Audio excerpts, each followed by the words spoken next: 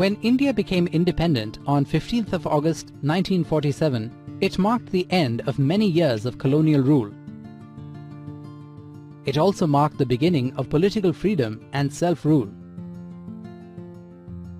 But was the path ahead an easy one for India? Not really. With freedom came a new set of challenges. Some of them had to be addressed immediately, while others had to be addressed with a long-term vision. One of the biggest challenges faced by the country soon after partition was the problem of refugees. About 8 million people came to India as refugees from the newly formed Pakistan.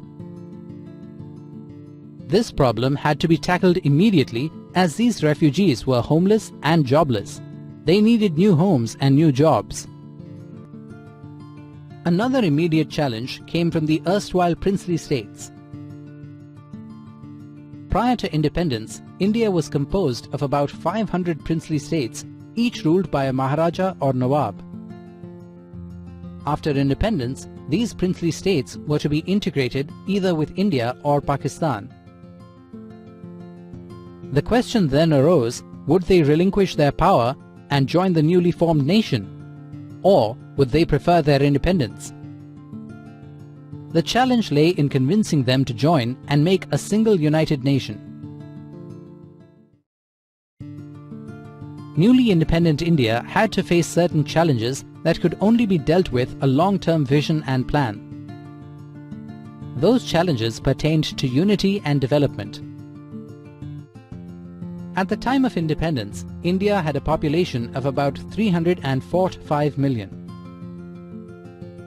What was the nature of the Indian society then? Caste-based divisions continued to exist between upper castes and lower castes in India. Majority of Indians were Hindus, but there were people who practiced other religions and faiths. People in different parts of the country spoke different languages. The social composition of India was diverse with respect to social and cultural practices, professions, food habits, etc. The challenge thus lay in attempting unity in this diversity that made up the fabric of the nation. Development was another major challenge that new independent India had to deal with. A large number of people lived in villages and practiced agriculture for their living. Their lives and livelihood depended heavily on monsoons.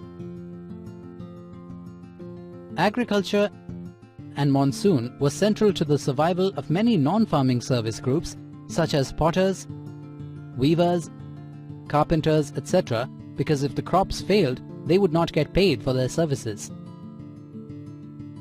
Many people in cities lived in slums. They didn't have the benefits of education or healthcare. Poverty was prevalent in Indian villages and cities alike. In order to eradicate poverty, the newly independent nation had two tasks to perform. Firstly, productivity in the agricultural sector had to be increased. Secondly, new industries had to be promoted to ensure more job opportunities. Considering the seriousness of these challenges, what was the way ahead for India? Should we have given priority to the question of unity and dealt with development later? Or should we have gone ahead with development programs and considered the question of unity at a later stage?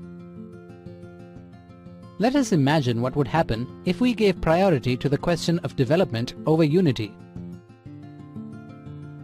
It was possible that caste-based divisions would continue or perhaps get worse.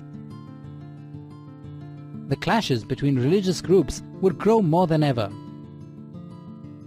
The divisions between people on the basis of cultures, languages, and practices would probably never heal. So the question of unity could not be postponed at all. Now let us consider if unity was given more importance and development ignored. It would create new divisions in the society, such as between the rich and the poor, the haves and the have-nots. cities and the countryside, developed regions and undeveloped regions, and so on. Therefore, India's approach to these challenges was one of giving equal importance. They had to go hand in hand so that existing divisions could be erased without creating new divisions. Identify one of the major challenges India faced at the time of independence that had to be resolved immediately. Select the correct option and click Submit. Which of the following was a possible outcome of giving priority to development over unity in India after independence? Select the correct option and click Submit. Now let us summarize the main points covered in this session.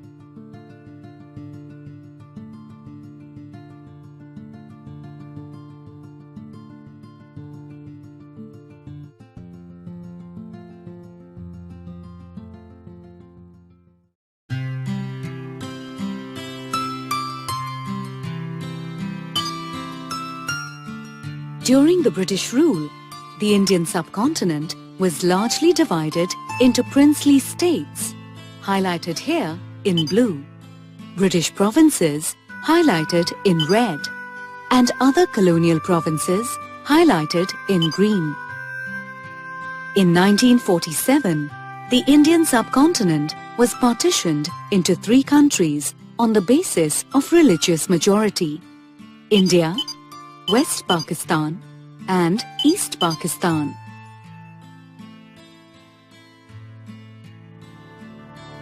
Most of the princely states were integrated with either India or Pakistan, while a few wanted to remain independent, such as Hyderabad, Junagadh, and Kashmir. Besides, there were a few territories in the Indian subcontinent that were still under the French and the Portuguese control. Junagadh was a small territory in present-day Gujarat, under the rule of Nawab Mahabat Khan Ji. The Nawab was in favor of merging Junagadh with Pakistan, while the people were in favor of merging Junagadh with India. When the people of Junagadh became aware of the Nawab's intention, they opposed it. So, the Nawab left for Pakistan, and the state of Junagadh was eventually merged with India in February 1948.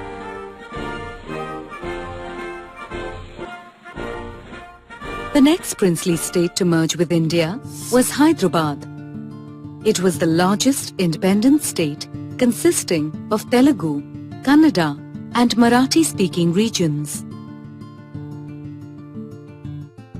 It was ruled by Nizam Usman Ali Khan, who also happened to be the last Nizam of Hyderabad. The people of Hyderabad, however, resented the autocratic rule of the Nizam. Initially, they formed regional organizations such as Andhra Parishad, Maharashtra Parishad, and Kannada Parishad to oppose the autocratic rule. In 1938, the Hyderabad State Congress was formed under the leadership of Swami Ramanand Tirth. Though the Nizam banned the Hyderabad State Congress, it still continued to fight for the rights of the people and their freedom. After India became independent, the Hyderabad State Congress expressed its desire to merge with India.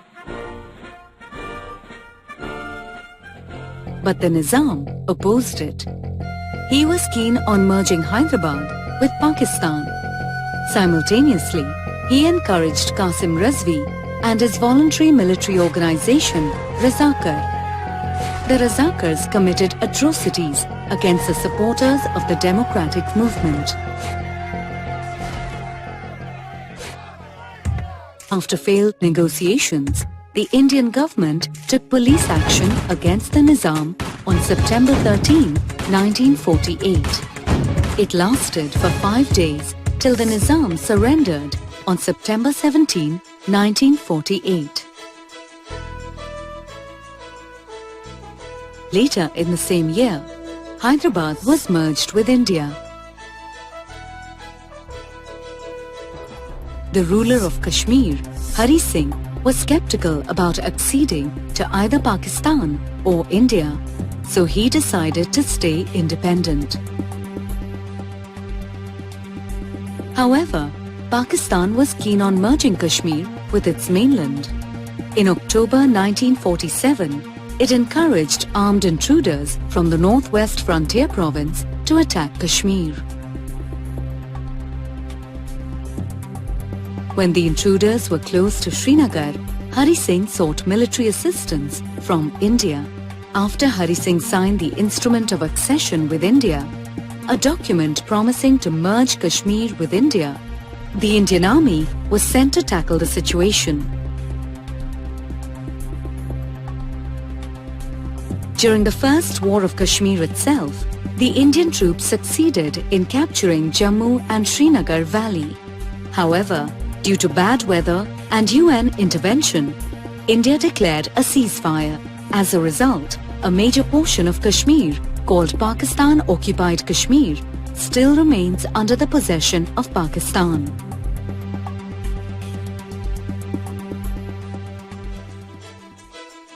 Chandranagore, Pondicherry, Karaikal, Mahe and Yanam were controlled by France in India. Most native Indians living in these provinces were eager to merge with India and therefore protested against French domination. In 1949, a plebiscite was held at Chandranagore to seek public opinion as per the demand of the Indian government. The people voted in favor of India, and thus Chandranagore was merged with India. By May 1956, France signed the Treaty of Accession with India and eventually handed over the remaining territories to India. The territories of Goa, Diu, Daman, Dadra and Nagar Haveli were in Portuguese possession, and Portugal was not in favor of acceding them to India.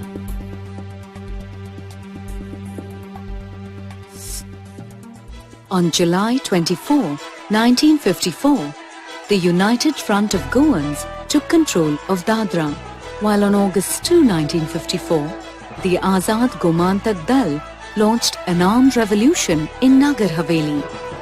Eventually, these territories were liberated and merged with India. The most difficult merger was that of Goa.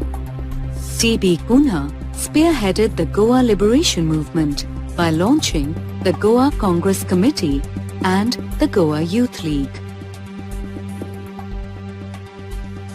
After the imprisonment of Kunha for violating a ban on public speech, the movement continued under the leadership of Ram Manohar Lohia. He too was deported for giving public speech.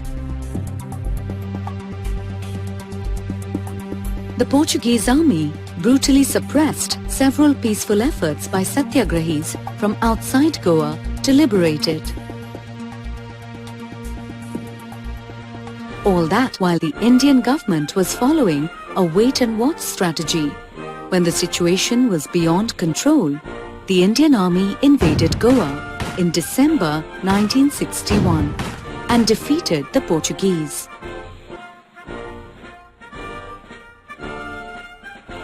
On December 19, 1961, Goa and other Portuguese territories were merged with India.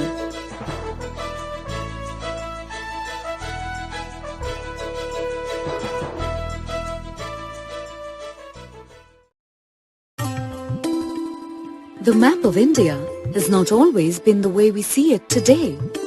There was a time when the Indian subcontinent spanned across the present regions of India, Pakistan and Bangladesh.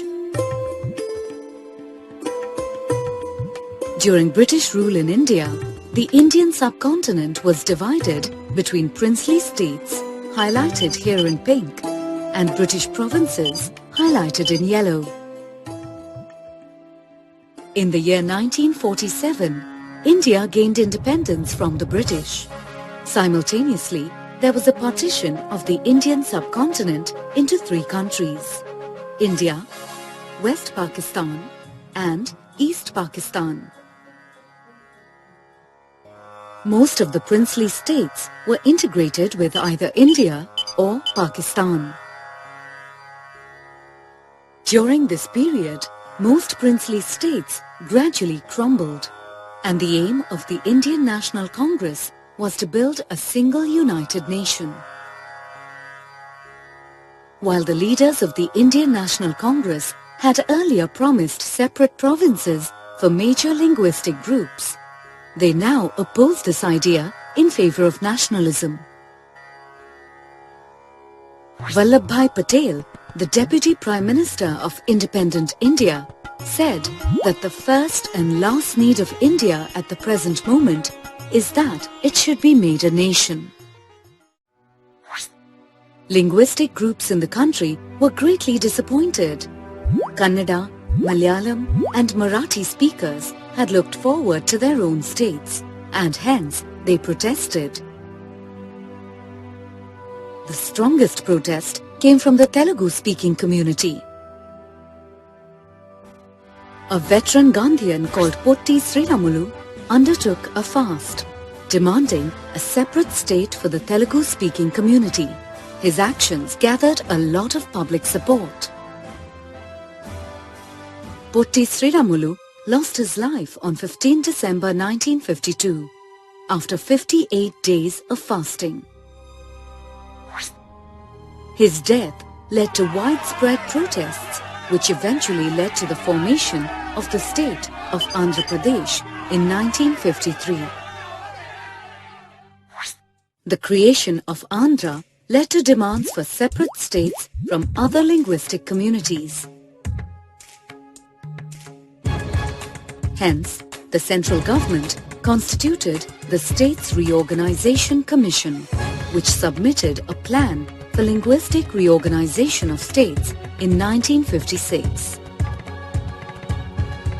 In the year 1960, the province of Bombay was divided to form the states of Gujarat for Gujarati speakers and Maharashtra for Marathi speakers.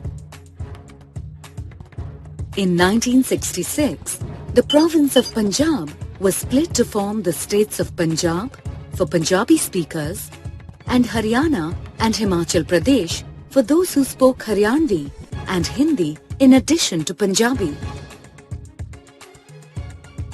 By 1975, most of the Indian states had taken shape. Take a look at the map and see the different states of India during this period. In the year 2000, 3 new states were carved out from the existing states. Uttarakhand was separated from the state of Uttar Pradesh. Jharkhand was carved out of Bihar and Chhattisgarh was carved out of Madhya Pradesh to suit the needs of local communities. Today, India has 28 states and 7 union territories, and further divisions are constantly being sought.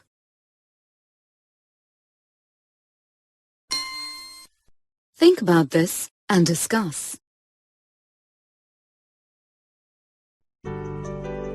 A constitution is a set of rules that determines the form of government in a country or state, as well as the relationship between the citizens and the government.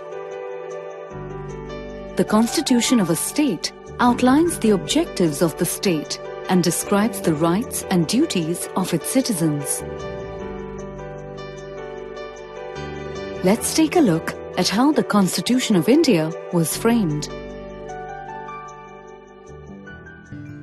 The Indian Constitution was formed on the basis of a series of discussions held by a Constituent Assembly of nearly 300 Indians held over a period of 3 years from December 1946 to November 1949.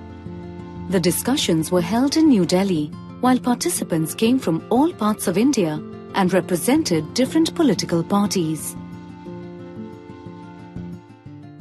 Dr. B.R. Ambedkar headed the drafting committee that prepared the draft of the Constitution. Jawaharlal Nehru, Vallabhbhai Patel, Rajendra Prasad, and Abul Kalam Azad also played an important role in drafting the Constitution. The Constituent Assembly took into account varied issues such as caste divisions in the Indian society, regional and communal concerns, size of the Indian population, illiteracy and poverty in their discussions.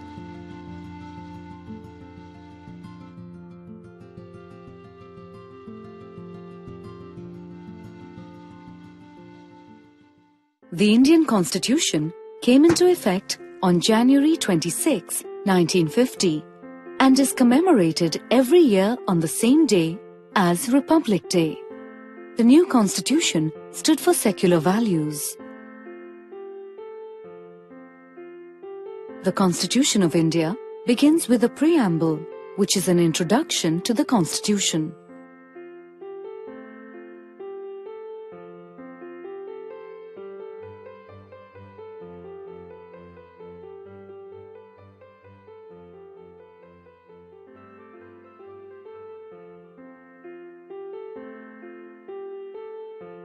The preamble describes the Indian state as a sovereign, socialist, secular, and democratic republic. It says that all Indian citizens have the right to justice, liberty, equality, and fraternity. The Constitution adopted universal adult franchise. This meant that every Indian citizen above the age of 21 had the right to vote regardless of gender, class or education. Note that today, the minimum age for voting has been lowered to 18 years. The Constitution guarantees equality before law to all citizens, irrespective of their financial status, caste, creed, and religion. The Constitution also offered certain privileges to the most disadvantaged groups in society, such as the people earlier referred to as untouchables or Harijans. The Indian Constitution refers to this group as scheduled castes. Another disadvantaged group granted privileges were the Adivasis, who had largely been denied basic health care and education facilities until then. The Constitution refers to this group as scheduled tribes. The Constituent Assembly also proposed that some seats in the legislatures and government jobs be reserved for members of the scheduled castes and scheduled tribes. The division of power between the central and state governments was a matter of strong debate in the Constituent Assembly. The Constitution eventually established 3 lists of subjects to distribute the powers. The Union list included subjects such as taxes, defense, and foreign affairs, which were the exclusive responsibility of the centre. Issues such as health and education were on the state list and would be addressed at the state level. The concurrent list included subjects such as forest and agriculture, which would be the joint responsibility of the centre and state governments. For a country with innumerable languages and dialects, another issue debated in the Constituent Assembly was the selection of an official language. Some felt that freedom from British rule should also mean freedom from the English language. Others who represented the non-Hindi speaking provinces were opposed to Hindi being used for official purposes. After several discussions, Hindi was made the official language of India, while English was selected as the language of official communication across states. The Constitution of India thus established equality before law for all citizens of India. Yet, as Dr. B.R. Ambedkar, the chairman of the drafting committee, pointed out, India had a long way to go before it could guarantee economic and social equality to its citizens. Think about this and discuss.